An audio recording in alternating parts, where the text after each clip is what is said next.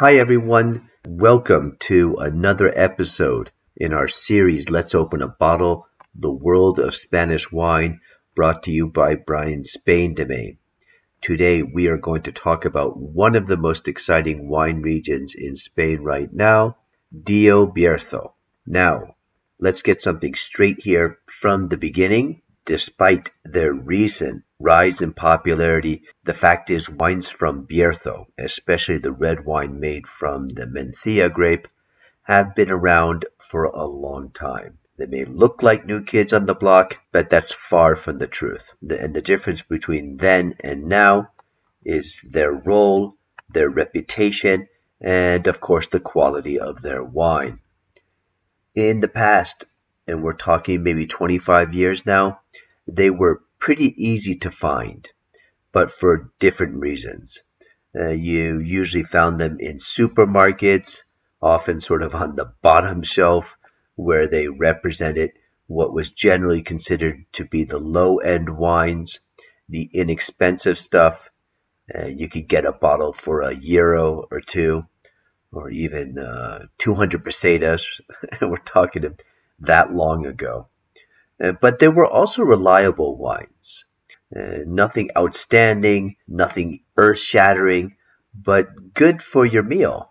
Sort of a good way to accompany your meal, which is an important element in Mediterranean dining. Back then, they were simply known as Bierzos. No one really talked about Mencia. And that is because until recently in Spain, most people didn't refer to wine by the grape variety, the way they might in other countries, but rather by the region. And a lot of that had to do with the fact that most people didn't even know what grape variety went into these wines. So it was a different way of doing things. And in the case of Bierzo, well, that name comes from an area. It's called a comarca, and it's a big one too. And it's located in the northwest corner of the province of León, which is in the region of Castilla y León, and it goes by that name. It's actually known as El Bierzo, and it's comprised of several valleys sort of wedged between these mountains, which surround it basically from all sides. El Bierzo is a historic region. It's got some beautiful towns and a very pretty place to see and visit. But it's sort of a special place in the sense that to the west of this region, or of this area, you have the region of Galicia. And this is important because El Bierzo is sometimes considered to be more Galician than it is from León. And many of the locals will still speak Galician. And the accent there and some of the customs will seem more Galician than Castilian. But the fact is, in actuality, El Bierzo is sort of a hybrid of the two regions. And therefore, its people, on one hand, feel different from either one, and yet at the same time, a part of both, if you know what I mean. And the same could be said for its climate, milder than the surrounding areas. It picks up some of the dampness of Galicia, and at the same time the heat and dryness of Castile. And this sort of unique mix makes El Bierzo ideal for all kinds of produce. And you'd think that anything can and will grow there. But especially fruit, like apples and pears, they stand out. The region's also well known for its red peppers. But at the end of the day, it's the wine, let's be honest here, that has really put this area, this comarca, on the map of the world of viniculture. The main grape is by far the red variety Mencia. This is a local grape, and it has often, or had at least at one time, often been cited as coming from the same family as Cabernet Franc, and some used to say that it had something to do with the fact the Cistercian monks who traveled through this land on their way to Santiago de Compostela, the destination of the historic Camino de Santiago pilgrimage, had brought it to the region. That doesn't seem to be the case, at least the Cabernet Franc part. I'll tell you more about that in a second. But the part about the Camino de Santiago is true.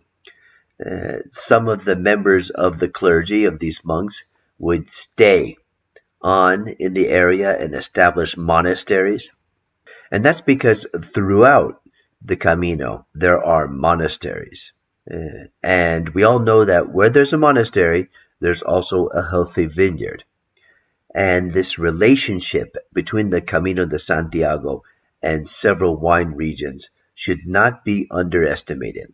We will see that time and time again, there is an undeniable quote-unquote coincidence between a string of notable wine regions, some very notable wine regions, and their location along the Camino.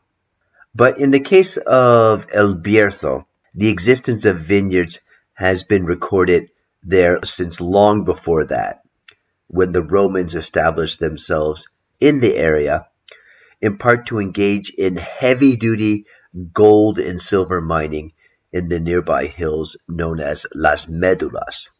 They employed the environmentally very unfriendly technique of hydraulic mining, which is just basically what they would do is flush out the land from the mountains in search of these precious metals. So they pretty much mauled the mountains. I mean, by their own admission, it was known as mountain destruction, but in Latin. 2,000 years later, the resulting landscape is so strikingly beautiful and unusual at the same time that it is now a World Heritage Site listed by UNESCO. So that's a very ironic tribute to what today would have been regarded as an environmental catastrophe caused by humans. Now it's a pretty big tourist attraction. Oh well. In any event, the Romans settled there, and just like the monks, we know that they tended to ensure or guarantee that wherever they settled, they would be well supplied with wine. And we know from writers of the stature of Pliny the Elder and others that they did have wine here because they mentioned wine in this region, which is today El Bierzo. In fact, a number of Spain's historic wine regions get their roots, if you'll excuse the pun, all the way back when this land was called Hispania and it formed a part of the Roman Empire.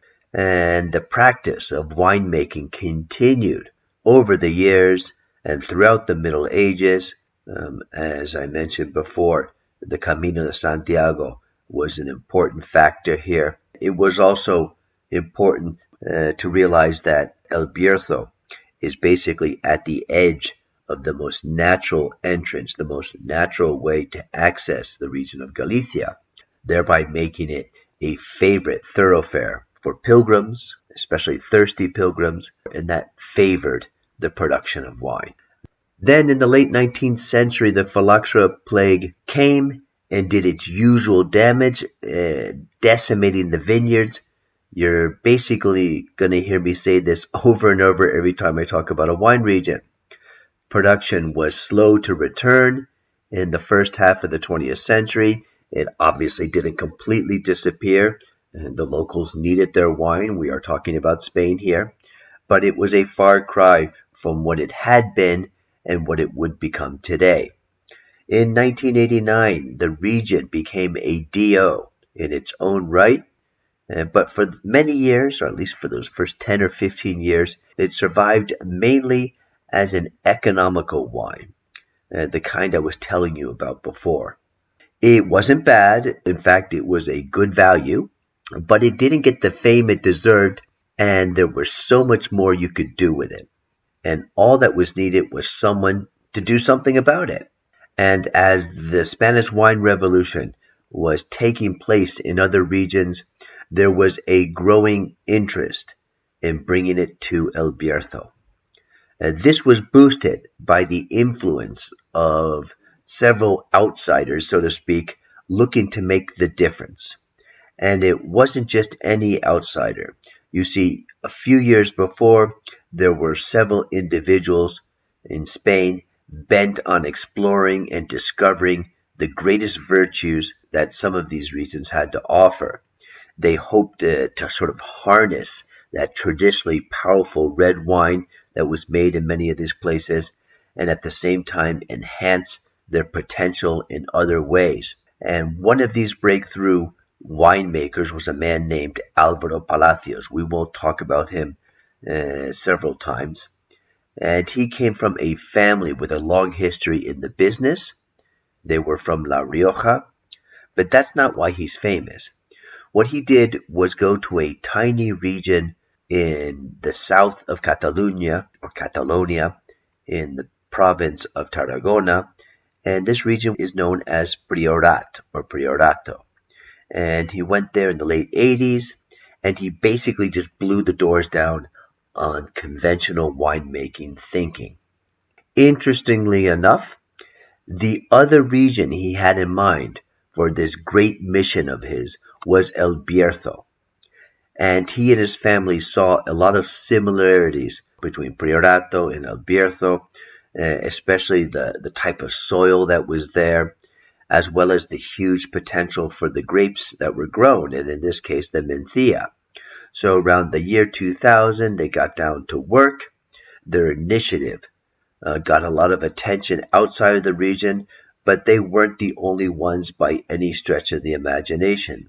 Others, many of whom were local winemakers looking for a new way out, feverishly came up with new and exciting wines, and their efforts have paid off. Now, El Bierzo is one of the hottest regions in Spain, and it has become one of the most popular in tough markets like Madrid, where traditionally Ribera del Duero and Rioja, for example, have dominated. We mentioned before that the Mencia grape used to be associated with the Cabernet Franc, and for many years it was considered practically a fact. But then this piece of fruit was subjected to an intensive genetic analysis, and the result found it to be related to grapes and varieties from Portugal, which makes perfect sense since it's nearby. In any event, it makes a medium body of wine, aromatic, with very good aging potential, though its young versions are also very good and very popular too. Another factor that has helped this wine and the grapes is the large percentage of old vine estates. Plenty of 50-plus-year-old vines there, and it shows. The DO regulator also allows for some foreign varieties to be used. They can make up to 15% of the wine, so there is room for some diversity, but for the most part, we're really just interested in the Mencias. And I know why. I really like them. I really do, so they're worth it. Mencias are also produced in nearby regions like Valdeorras and Ribeira Sacra. These are in Galicia, but they have their own characteristics, so we'll talk about those on a different day. El Bierzo also makes some very solid white wine, especially with the ever more popular grape Godello, another variety which very few knew about until recently.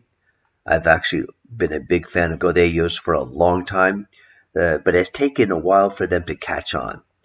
They're slightly different in this case, just like the Mencias. These Godellos are slightly different from the ones you'd find in Galicia, but they're certainly worth it. As for the prices, well, they've experienced a noticeable increase, at least the modern versions. Some people feel that this is a shame, but this is sort of how this market works. It's the way it is. They can run from reasonable, around 10 to 20 euros, to more exorbitant levels. These new Bierzos are definitely more complex and good for anyone looking for something different. But the supermarket versions are still available, and as I said in the beginning, while probably simpler wines, they do the trick. So don't turn your nose up at them. You can be pleasantly surprised. So there is something there for every budget. So as you can imagine by now, I highly recommend Bierzo wines. I think you'll find that there's something about them that's a little bit different from what you find in a lot of other places. And that'll be all for today. We hope you have enjoyed this podcast by Brian Spain Domain. Please feel free to leave us any comments because we love the feedback. You can subscribe to our podcast on Spotify, Apple, Amazon, and Castos. Or if you wish to support Brian Spain Domain, we greatly appreciate it. We work very hard to provide you with the best information about Spain, Spanish history, and Spanish culture. So you can do so by clicking on our PayPal donate button, or if you want to have access to absolutely all of our podcasts and support us on a regular basis, you can check us out on Patreon at the link provided below. Stay well, stay safe, and hasta pronto.